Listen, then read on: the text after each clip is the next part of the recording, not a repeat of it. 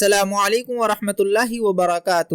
آپ کو اس بات کی اطلاع مل ہی چکی ہوگی کہ حضرت مولانا حبیب الرحمن لدھیانوی ثانی رحمۃ اللہ علیہ کا 10 ستمبر کی رات کو انتقال ہو گیا اور اب حضرت کی نماز جنازہ کی تیاریاں شروع ہو گئی ہیں۔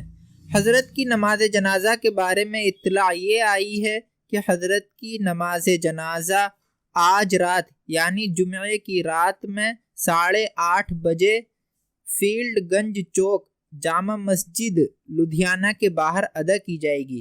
فیلڈ گنج چوک میں جامع مسجد کے باہر انشاءاللہ تعالی حضرت کی نماز جنازہ ادا کی جائے گی۔ زیادہ سے زیادہ حضرات شریک ہونے کی کوشش کریں۔